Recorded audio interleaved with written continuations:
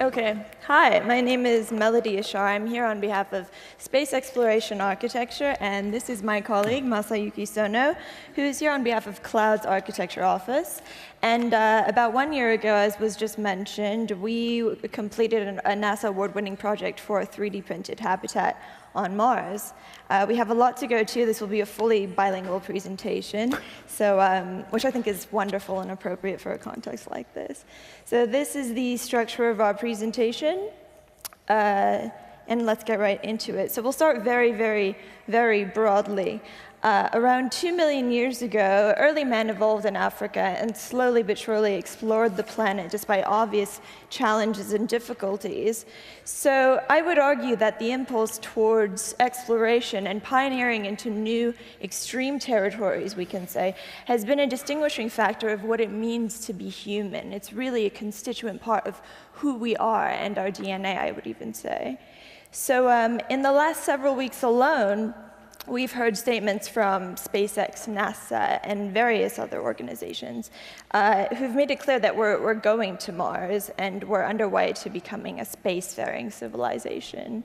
Of course, there have been examples of space habitats in popular culture for several years and several decades. But now that we find ourselves in a time where space tourism and commercial spaceflight are just about to become a reality, Martian habitats and the prolonged sustenance of life on the Martian habitat is now becoming a necessity of our future missions to Mars.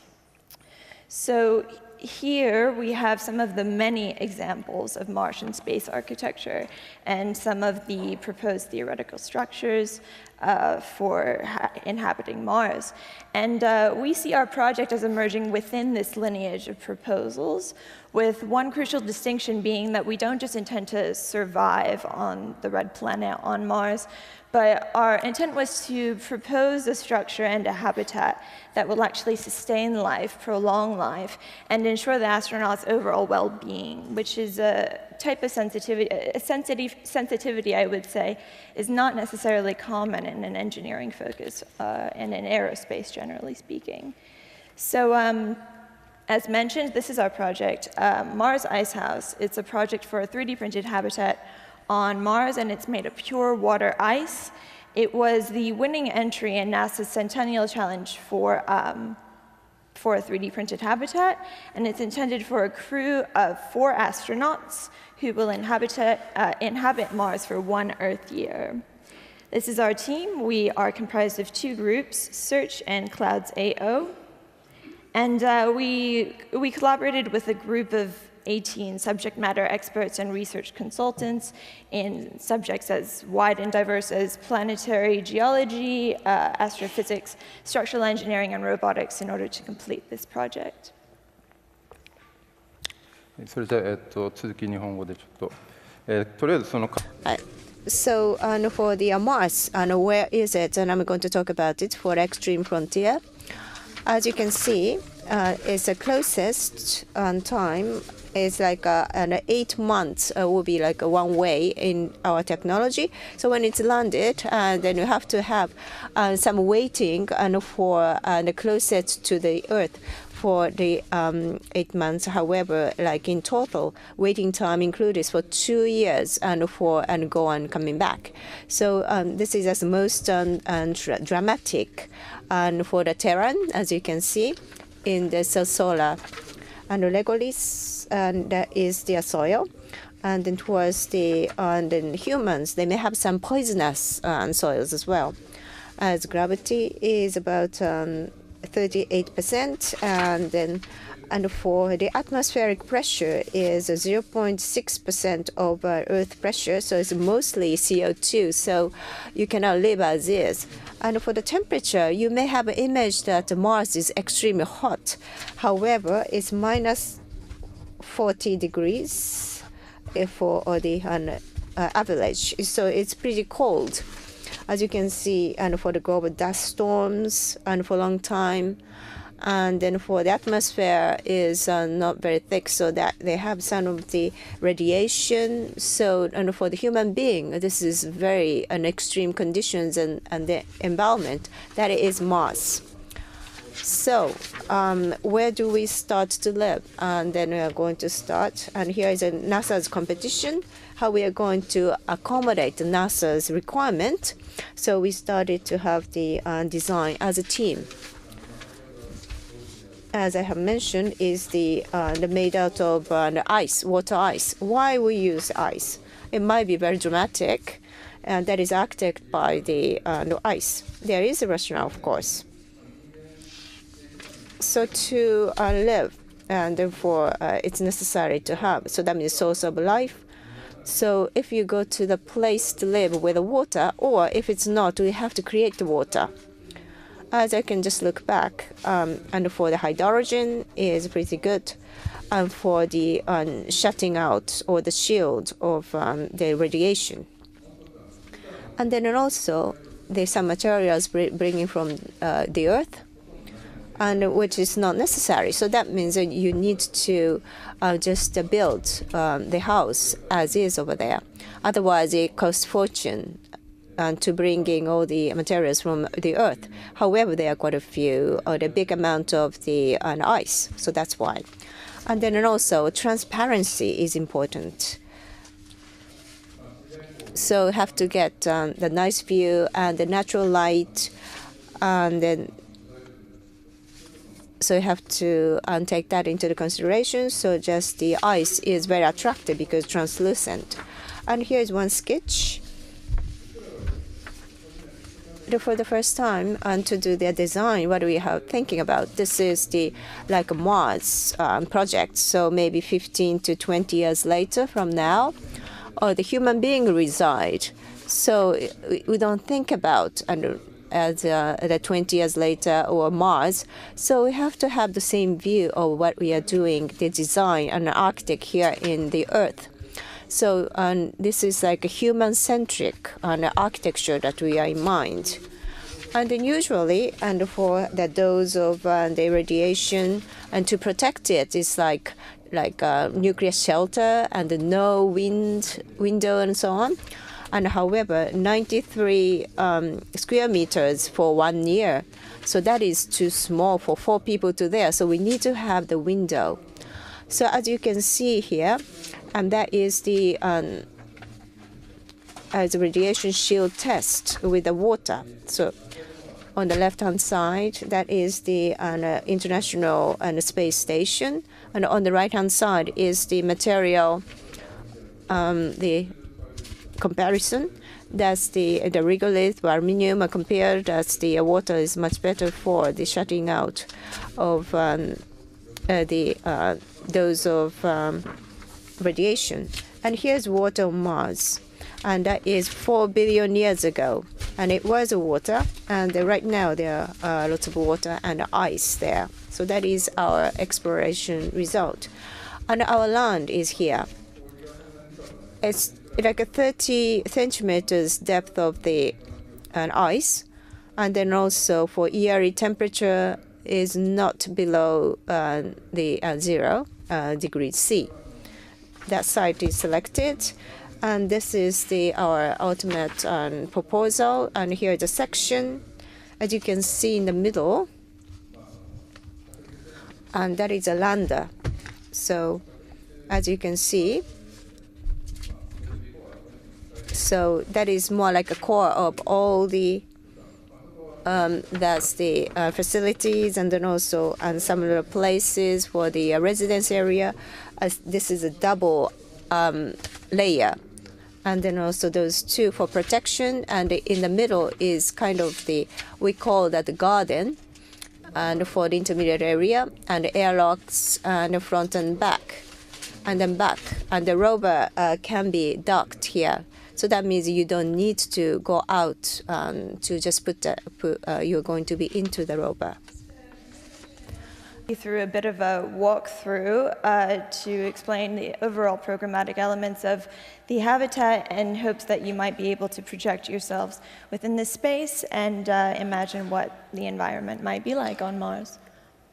So in approaching the habitat, as Masa mentioned, we have a rover where the astronauts would arrive after the habitat is fully deployed. We're imagining this to be a semi-autonomous system, so the habitat would actually deploy prior to their arrival on Mars.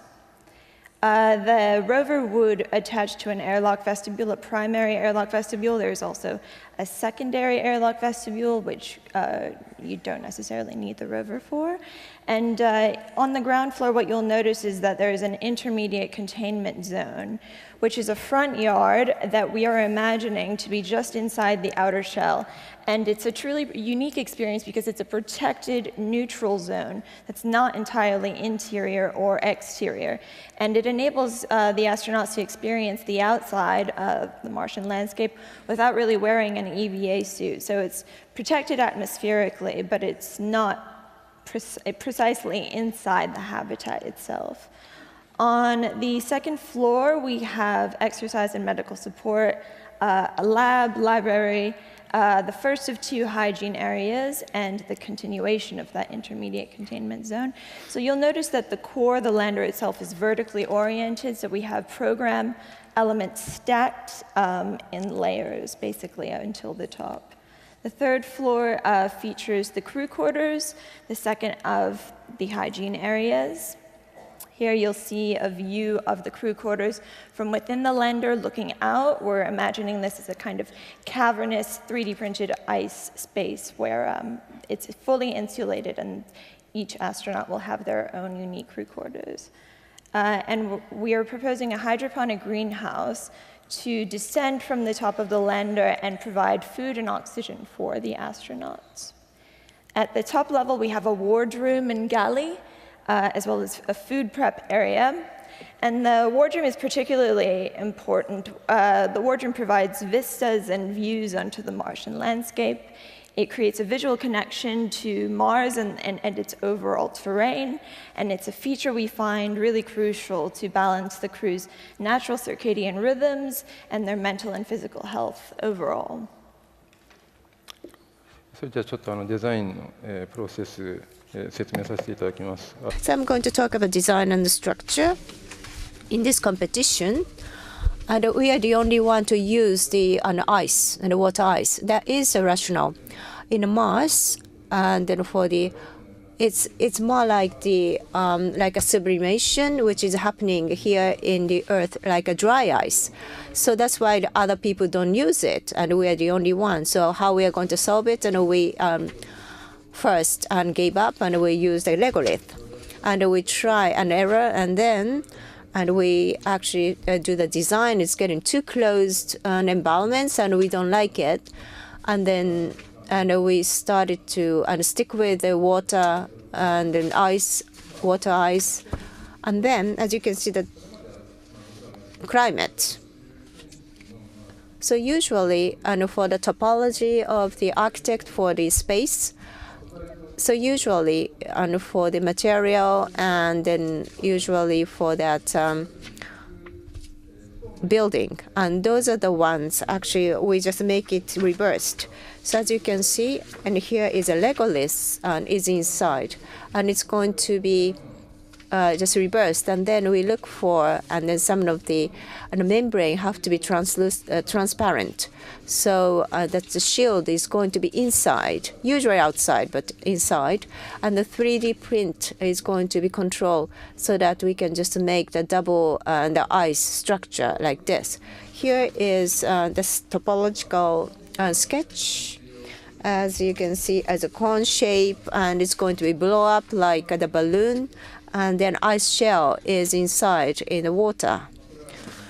As you can see, for the membrane and the structure itself, here is a test confirmation. And then here is transparent Dyneema, and it's a membrane which is very high. For the fiber. It's going to be used for reinforcement. So that is our proposal. And here is exterior. Basically, and compared with, for the volume, which is matching to the inside, and then this looks like created or born from the Earth is in the soil. And it's not symmetrical. And here is some of the movement, some directions. So intentionally we did it. Usually symmetrical shape is most efficient. However, not only that, but also to have some of the symbolic significance want to be there as well, and more movement. So there's a non-symmetrical one, asymmetrical one to be utilized for that shape. Here's a lander. Rover is docked. And in the daytime, it's transparent and with the solar power. And then at the end of the day, and which is the like a night, it's like a lantern. It's shiny from the inside. So we're going to build this house in Mars. However, the people who from the Earth, and then you're going to look at it, and from not technological point of view, so good and to be like a landmark of the life. So just we pursue for the great design so that the people can enjoy. Tell you a little bit about how we're imagining the habitat to deploy very, very briefly, and some of the robotic assemblies that we're proposing for the project. So first, the lander descends. It lands at the site in Alba Mons. Then here it actually lands. The robotic components are deployed through the lander's base hatch, including 2 assemblies that I'll discuss in a moment. A process to mine and store water off-site is introduced, and this becomes the way that we're using ISRU, in situ resource utilization, to create the overall habitat. The foundation of the habitat is sintered. The ETFE membrane is inflated, as Masa mentioned. This is reinforced with Dyneema strands. So here we have the fully inflated membrane, and this is a precision manufactured ETFE membrane that would be created and manufactured on Earth prior to arrival, of course.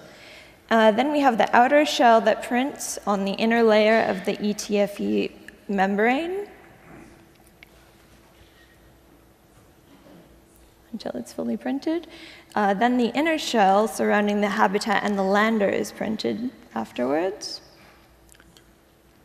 The plants are grown, the hydroponic components are introduced, and finally the crew arrives once the habitat is fully deployed. So we're proposing 2 robotic assemblies for the sake of the project, the Wasibo and the Aibo. So this diagram is showing where the robots are stowed at the base of the lander, and they're basically deployed at the base hatch upon arrival. The Wasibo is a water mining and sintering robot. It functions to, as I mentioned, to extract water ice from the Martian surface, store it, and also functions to sinter the overall foundation for the habitat. So here we see the Wasibo in action. It is a fully external device to the habitat, so we're preventing foreign contaminants into the habitat, and it never really enters. It is a fully external process. The second robotic assembly that we're proposing is the Aibo, and the Aibo delivers the extracted subsurface water as a vapor to its triple nozzle printhead.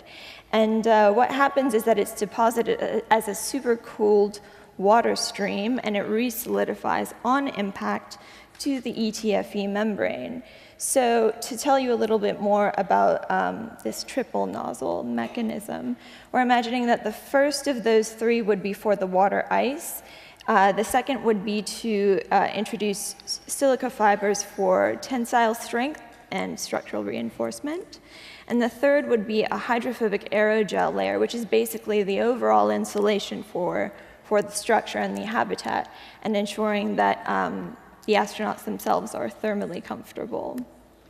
So this is the Aibo in action. The way that it scales the interior of the pressure membrane itself is by creating a sort of stepped ring. It travels around the entire perimeter of the membrane itself and then ascends upon that step until it scales to the top of the membrane itself.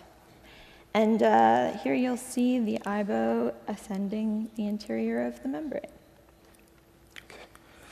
そしたら最後にちょっと3D プリントを So I'm going to talk about the 3D printing and the next step. As you can see here, and we have presented in the 3D print the model and in the competition, it's a resin. As an Imori art museum, which is exhibited, so please stop by if you are interested in. And the resin, and then also for the ice sample and 3D printer that we have already done. So something on white is a reinforcement, and inside is the ice. Minus 20 degrees C chamber, it's printed. And regarding reinforcement is going to be like melted in the lower temperature than ice, so you can just take it out. Here is a McGill University project for the joint project in Canada. And here is a NASA's, and for other teams, request came to us. So more like a scaling, and then also for multi-purpose. Because this is a shelter of the ice in Mars. So compared with, so we are going to just do this as well. So as you can see in a space, with space exploration technology, is usually the person is going to be further from the like Earth, and then to make it more extreme conditions, and of course not only going there but have to be coming back. So we contribute that very much. So that means for the technology is going to be returned, and they said that not the person's coming back, but technology will come back. So that means when you're going to look at the Earth and for the first time, that is a symbol of one of the environmental protection. So that is a symbol of the society as well. So what we have presented, and then probably it's more like culture rather than art. So its creativity is there, and we're going to put that creativity into this piece. So that's why we are the winner. And then up to now, and something very different from what we have done, and for the value towards the space exploration, is the awareness is changing as well. So that concludes our presentation. Thank you very much.